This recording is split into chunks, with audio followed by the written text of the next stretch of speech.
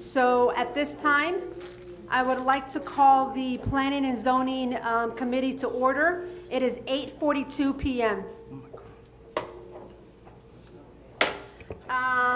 We have already had a moment of silent meditation and pledge of allegiance. Madam Clerk, may I please have roll call? Roll call, Mayor Cabillos. Here. Vice Mayor Nickerson. Here. Councilperson Mathis. Present. Councilperson Roman. Here. We have a quorum. Okay, may I get a motion for approval of the agenda? I move approval. Motion's been made by Councilperson Mathis, second by Councilperson Roman. All in favor, signify by saying aye. Aye. Any nays? All right, hearing none, the P&Z committee meeting agenda passes. There are no approval of the minutes. We're going to go right into the tracking report. I just wanted to touch on these very quickly before I close P&Z, unless I'm going to open up to public comment. We have not had the opportunity to re-meet with the owners of the Little Farm, but it's the manager and I discussed it in great length today, and it's going to be hopefully something that we can tackle along with an email to follow up. The last time that we met with them, a preliminary design, very preliminary design was presented to us. But they still were in no position to come forward to the council. But at that meeting, they made a commitment to provide quarterly reports, of which we have not gotten one yet. So, and I've gotten a few emails from a few residents complaining about how the property looks. So in that email, that is also going to be mentioned as far as the Little Farm.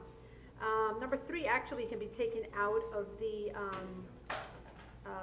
tracking report. I'm not going to talk about number 4. What I am going to talk about is the sanctuary. I received an email and a call early, the manager and I received a call from the owners of the sanctuary. They received an offer, and I don't want to disclose the company, but they received an offer to purchase their property.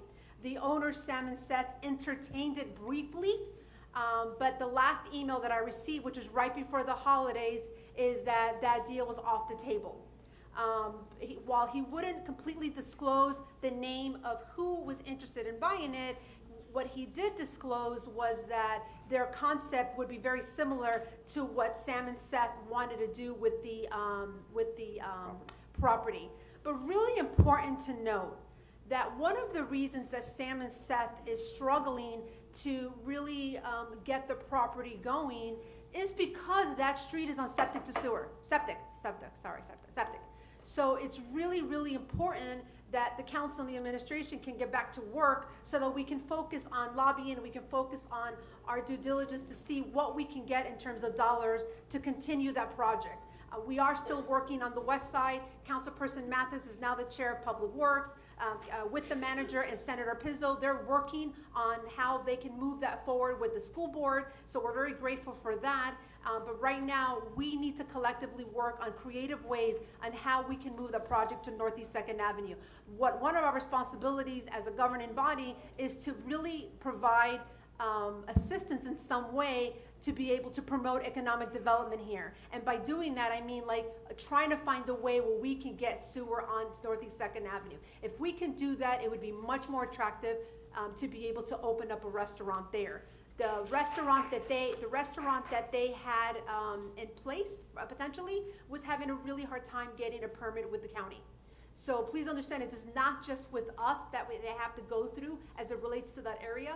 It's still, because it's on septic, has to go through the county. So the point of this message is that as soon as we can all get back to work and really focus on what we have to do, that is one of the priorities, because hey, guess what? If we get that done, then it all lends itself to be able to do better things and provide better services for the community. Those are the 3 hot items. Oh, the last component that I will add to the P&Z so that we don't forget it is the annexed area. Someone emailed me and says, what's the annexed area? That I had heard that in next door. Right behind Don Bailey is 83rd and 84th Street. There's a portion, about 4 acres, that belongs to the village of El Portal. It was something that we were one of the only municipalities in 2014 that were able to annex any part there, any part of Miami-Dade County, and we annexed that small area.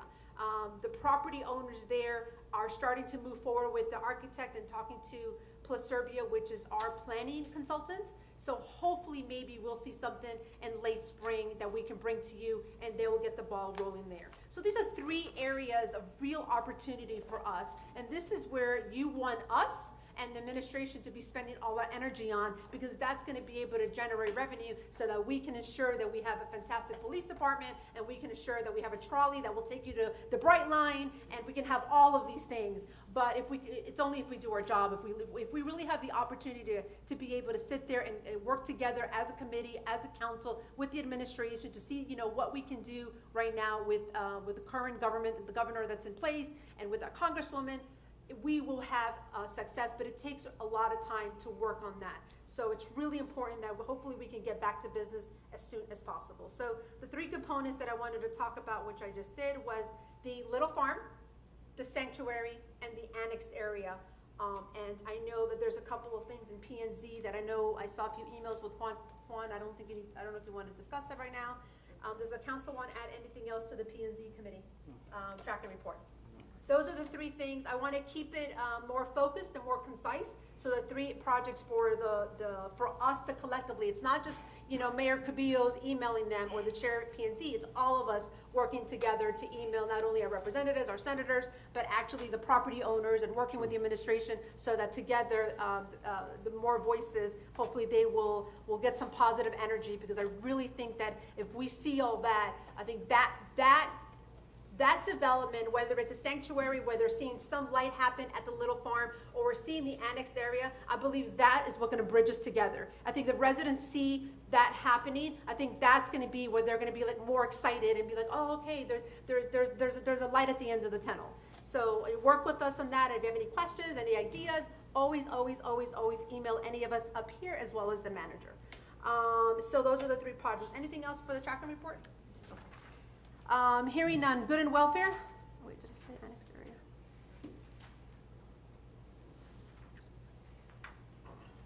Is that former councilperson Old getting up? Yes.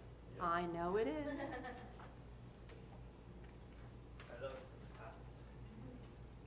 You gonna talk about Northeast 2nd Avenue? Yeah. Good. Adam Old, 140 Northeast 86th Street. I wanted to add Northeast 2nd Avenue. It's really fast, and cars keep flipping over and running into buildings. So again, I'd just like to ask the village to do something. I know that there was a traffic study done by Miami-Dade County. They found that the average speed was like 41 miles an hour on the 30-mile-an-hour street. That's like 11 miles an hour faster than on 87th Avenue, which has the same speed limit.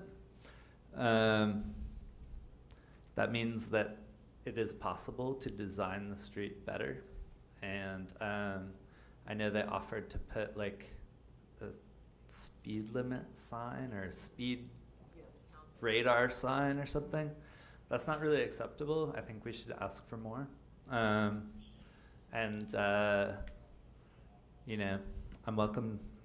happy to work with the village to figure it out.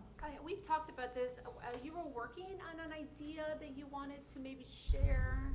Yeah, it's super simple. I mean, it's basically just like doing what Miami Shores did and what south of us did. So like we're basically a little section in the middle that the road widens up, which makes people go faster, and then it narrows again, and then they get stuck and they're annoyed. So it's actually better just to keep everyone the same, going all the way from Miami Shores through El Portal to the Little River area. But I can send you guys a picture if you want. I think you should, because I mean, this is the time that we're in constant conversation with our local representatives, with our state representatives, and now with the Citadel that's opening on Sunday, I think it's a real opportunity. I have a meeting with Hardiman, which is our neighboring commissioner with the city of Miami. So I really think if you have anything, I'd like to sit down with you, or maybe even present it to the manager. Because the selling point for that is really to help us be able to offer something so that the developers can feel like, okay, they can really work on something and hopefully bring businesses to the sanctuary. Yeah, no, I mean, I think there's things that the village gets other than just like a sane and normal street that like a kid could cross by themselves. But like you also would be able to get a parking along Northeast Second, so you offload some of the parking from the back, which, you know, protects the pedestrians on the sidewalks, and as those businesses come in, it sort of makes it a nicer place. This is all stuff that was like from that charrette that we did Yeah. in 2013, so I'm not like, it's not just me being crazy. Is that like meters on Northeast Second? Is that, It doesn't have to have meters. I don't think we have enough code enforcement to make it make sense with meters, but you know, just how in Northeast, they do on Northeast Second in Miami Shores. So it doesn't cost very much money. It's just paint, essentially. And you just have to get the county to agree to it. But I know that they're more amenable to agree if you come with like a unanimous well, I council really would like to see if resolution. you have anything aside from the charrette that you maybe added or whatever. Yeah, I've done some more work on it since This is a then. I good can time. I can give it to you guys. This is a good time. Okay. Okay? All right. Thanks. Thank you, Adam. Any other, anybody else for good of welfare? Kristen? No? Okay. Oh, no, don't say that. Okay, hearing none, is there a motion to adjourn? Motion. Motion's been made by Councilperson Roman, is there a second? Second. Second by Councilperson Mathis, all in favor, signify by saying aye. Aye. Any nays? Hearing none, the P and Z adjourns at 8:53 PM.